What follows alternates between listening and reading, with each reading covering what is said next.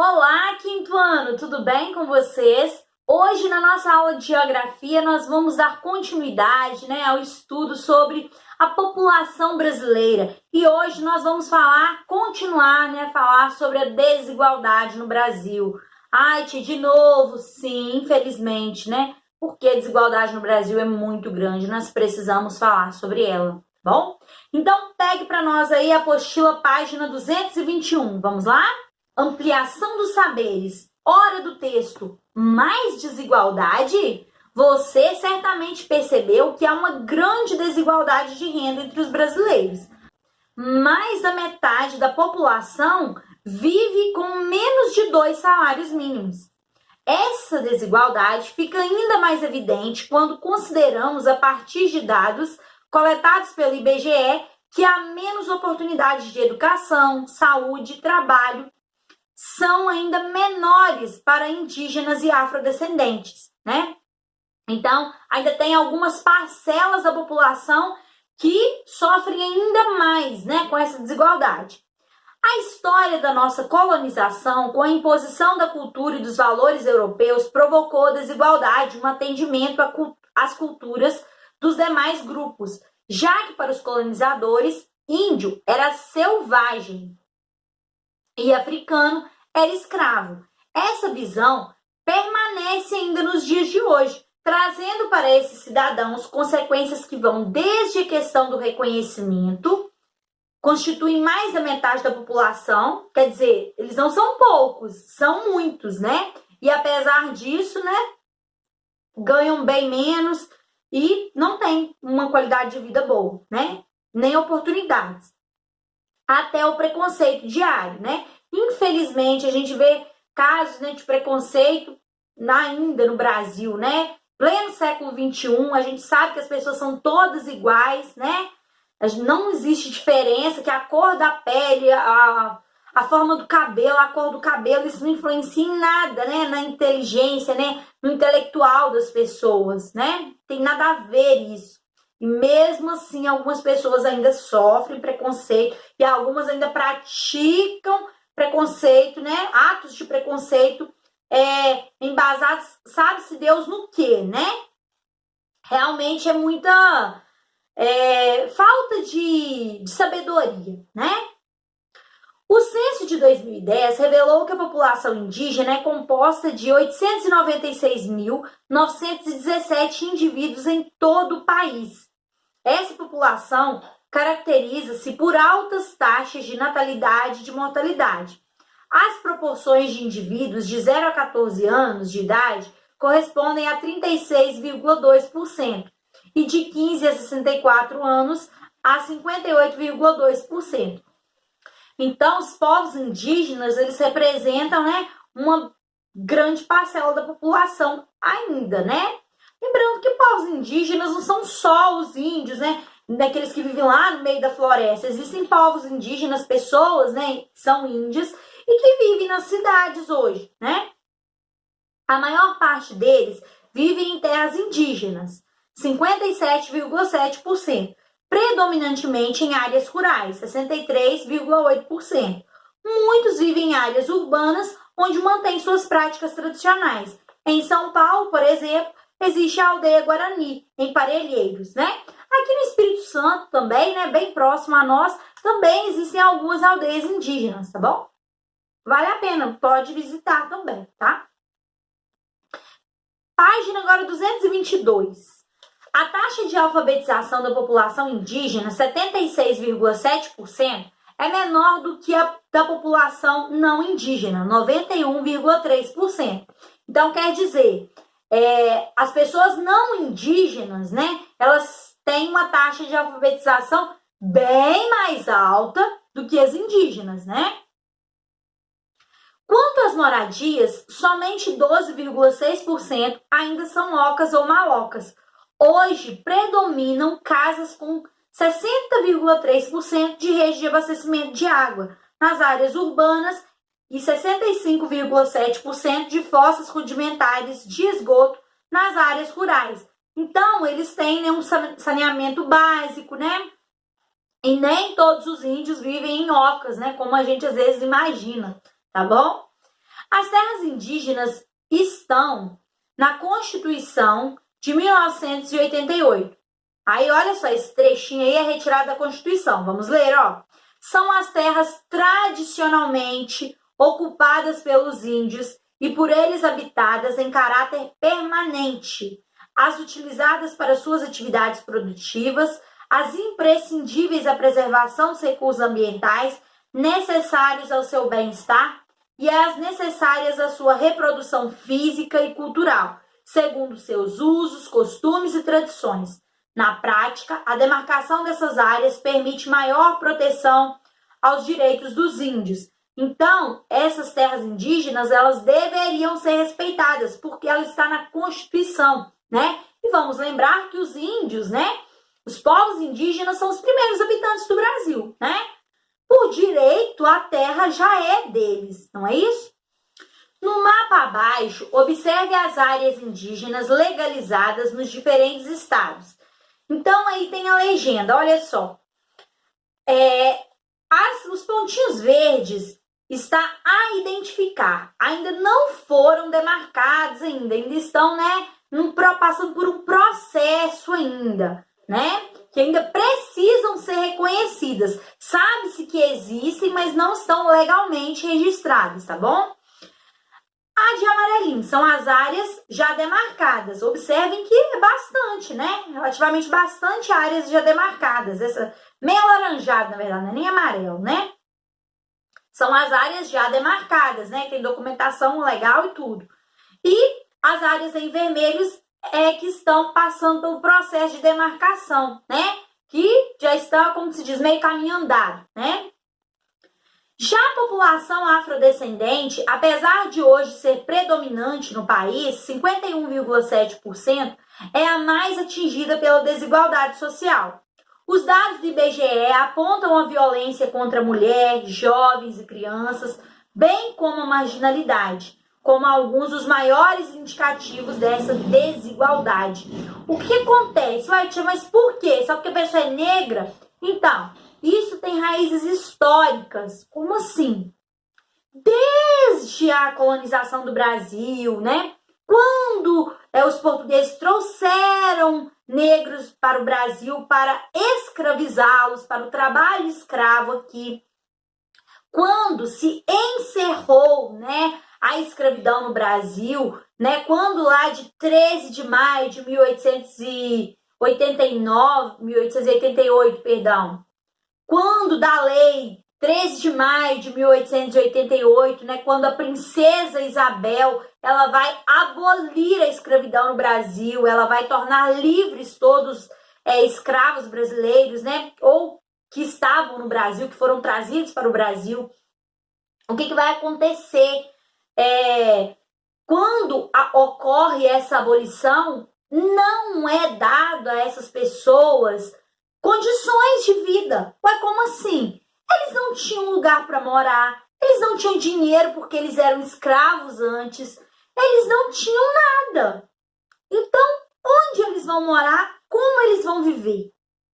Dá para entender? Então, por isso, nunca, né, foi feito, com o passar do tempo, os governos vieram e essa situação foi deixada para lá. Então, as pessoas, essas pessoas, né, foram tendo filhos, netos, bisnetos, tataranetos, né? Suas gerações foram se perpetuando e essa desigualdade foi só aumentando, tá bom? Por isso que tem um fundo histórico e sim responsabilidade social, tá? Os governos precisam cuidar dessa situação, né? Porque isso acaba afetando o país inteiro, né? Então, agora nós vamos para a página 223, bom? Comparando dados relacionados à renda, educação e saúde, IDH, de 2013, a diferença também se mostra evidente. A renda média dos brancos é de R$ 2.396,74, enquanto a dos afrodescendentes é de R$ 1.374,79. Quase R$ 1.000 de diferença, né? Quase um salário hoje, né? Nos dias de hoje. de diferença. Então, a gente pode perceber que isso é uma coisa, é um fato, né? Não é, uma coisa que as pessoas acham, é uma realidade, infelizmente, aqui no Brasil. O acesso dos afrodescendentes à educação também é mais restrito. Observe o gráfico. Aí o gráfico, vamos ler o título dele. Distribuição dos estudantes de 18 a 24 anos de idade por nível de ensino frequentado, segundo a cor ou raça. Brasil, 2001-2011. Em porcentagem, né? Então, na legenda do gráfico está escrito assim, a parte verde, a barrinha verde, corresponde ao ensino fundamental regular, né? Ensino fundamental é até o 9º ano, tá, pessoal? Ensino médio regular está representado pela barrinha amarela, né? Ensino médio, né? 1º, 2º, 3º ano do ensino médio. E esses outros aí, pode englobar pessoas que são analfabetas, né? Ou que não concluíram nem o fundamental e tudo mais, tá bom? A barrinha de vermelho está representando o ensino superior, né? Que é quem tem faculdade. E aí a gente pode observar que na população branca, a barrinha do nível superior, ela está... Agora vamos observar 2011 já, né? Que está mais próximo da gente. Está bem lá em cima, 65,7%, enquanto que da população preta ou parda em 2011 estava 35, minha apostila está muito pequenininha, não dá para ver. 35,8%, tá bom? Então, assim, é uma diferença significativa, né? O acesso à saúde não é diferente, considerando 12 meses, o atendimento a consultas feito à população branca é de 75%, enquanto a média de atendimento aos afrodescendentes é de 60%. Então, a gente pode observar essas diferenças, né, em todos os âmbitos, né? Aí tem uma imagem mostrando o Quilombo Calunga, lá em Goiás. Diferentemente dos indígenas, a maioria da população negra e parda está integrada ao restante da população, né? Então, não vive num lugar específico. Porém, parte dos afrodescendentes vive nos quilombos, lugares em que conservaram seus costumes, como a religiosidade, língua e demais traços culturais, né? Então, não é a maior parte, é uma pequena parte, tá bom? Que vivem lá nos quilombos. Os afrodescendentes não têm direitos resguardados sobre essas terras, somente nos casos em que há titulação das propriedades. Então, a situação dos afrodescendentes é diferente da dos indígenas, né?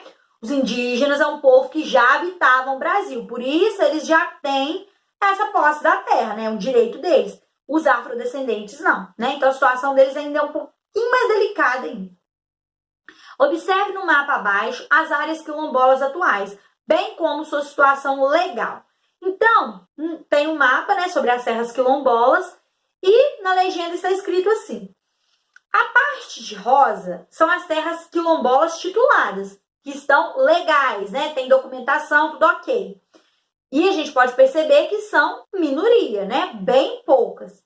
E as terras quilombolas em processo, que estão passando por esse processo, né, de tentar conseguir uma documentação, é a maioria, que é o que está em azul, né?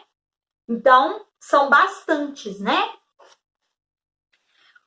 Com o objetivo de diminuir as desigualdades, sobretudo para esses dois grupos, historicamente comprometidos pela falta de assistência, foram criadas políticas públicas que buscam garantir seus direitos como cidadãos, né? Porque eles são cidadãos brasileiros e devem ter seus direitos também garantidos, né? Não só na lei, mas também na prática.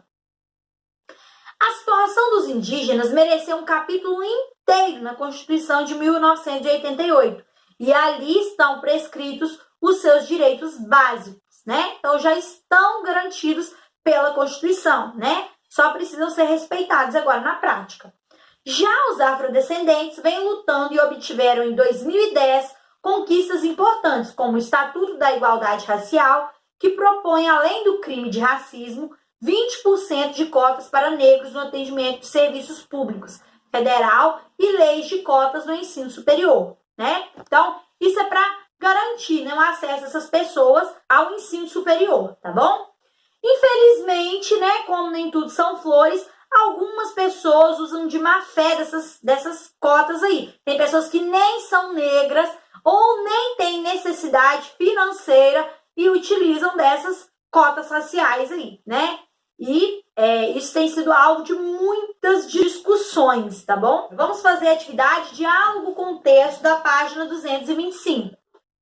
O censo de 2010 coletou dados e analisou várias características do povo indígena. Utilize o espaço abaixo para explicar essas informações. Então, vocês podem fazer um desenho, tá bom? Não precisa escrever, não. Vocês podem fazer um desenho representando as características que nós conhecemos a respeito da população brasileira, tá bom? Sobre educação, sobre a quantidade de homens e mulheres, distribuição de renda, desigualdade social, como foi falado hoje, né? E você vai fazer um desenho sobre qual desses aspectos te chamou mais atenção, tá bom? É só fazer o seu desenho e escrever uma legenda sobre o que você fez, tá bom? Tá legal. Agora, vamos para a página 226. A lei número 12.888 de 2010, que instituiu o Estatuto da Igualdade Racial, é bem abrangente e trata dos direitos fundamentais para a igualdade racial. Entre eles estão o direito à saúde, à educação, à cultura, ao esporte, ao lazer, ao acesso à moradia e ao trabalho, bem como a liberdade de consciência e de crença religiosa. Conheça alguns dos principais trechos do Estatuto da Igualdade Racial. Saúde. Serão elaboradas políticas universais, sociais e econômicas destinadas à redução do risco de doenças. Educação. O estudo da história africana e da população negra no Brasil é obrigatório em estabelecimentos de ensino fundamental e médio, públicos e privados, né? Todas as pessoas precisam estudar, todas as escolas, né? Todos os estabelecimentos de ensino precisam ensinar sobre história e cultura afro-brasileira, tá bom? E também sobre história e cultura indígena, legal? Cultura. Serão reconhecidos como patrimônio histórico e cultural os clubes, as sociedades negras e outras formas de manifestação coletiva com trajetória histórica comprovada. Por exemplo, a capoeira, né? O samba de roda, tudo isso são patrimônios, tá bom? Capoeira. A capoeira será reconhecida em todas as suas modalidades como bem de natureza imaterial e de formação da identidade cultural. Por quê? Faz parte da cultura dos povos, né, que vieram para o Brasil, os povos africanos, tá bom? E ela é imaterial porque não se pode pegar a capoeira, né? É um estilo de luta, de dança também, tá? Liberdade religiosa. O Estatuto garantirá o livre exercício de cultos religiosos e a proteção aos locais de manifestação de matrizes africanas. Será assegurada ainda assistência religiosa para os que cumprem medida privativa de liberdade. Então, como todas as outras religiões, também as religiões de matriz africana precisam ser respeitadas, tá bom? Trabalho. Será garantida a igualdade de oportunidades no mercado de trabalho para a população negra, com medidas que incentivem a igualdade nas contratações do setor público e de empresas e organizações privadas. Comunicação. A participação de atores, figurantes e técnicos negros será incentivada em filmes e programas de TV, sendo proibida qualquer discriminação política, ideológica, étnica ou artística. Antigamente era muito comum, né? Vou abrir um parênteses para fazer um comentário sobre comunicação aí. Era muito comum antigamente a gente ver só nas novelas, filmes, as pessoas negras só com papéis como empregada doméstica, né? Com serviços que não tem uma formação acadêmica e tudo mais. Não tem nada de errado, né, na pessoa ser doméstica, né? Tem pessoas brancas domésticas, pessoas negras domésticas, é um serviço digno. Mas por que não se colocavam pessoas negras, né, como protagonistas das novelas, personagens principais? Antigamente não se colocavam, tá, pessoal? Isso é um fato. E agora isso tem mudado, né? Graças a Deus. E também ao estudo, né? Graças, né, também ao conhecimento, né? As pessoas estarem se abrindo a mente, né? a entender melhor, né, e respeitar mais as diferenças, né? Agora vamos para a página 227. Por que é necessária a elaboração de estatutos para garantir os direitos de cidadania? Quero que você me explique por que é necessário esses estatutos. Será que se não tivessem essas leis, será que tudo, né, estaria legal? Seria respeitado? Ou essas leis elas servem, né, para garantir, né, que essas pessoas elas tenham sua dignidade, né, respeitadas, né, os seus direitos básicos atendidos, né? Se vocês tiverem ficado com alguma dúvida, algum conteúdo que não ficou bem consolidado, pode me mandar mensagem ou me ligar para a gente esclarecer, tá bom? Um beijo para vocês e até a próxima aula.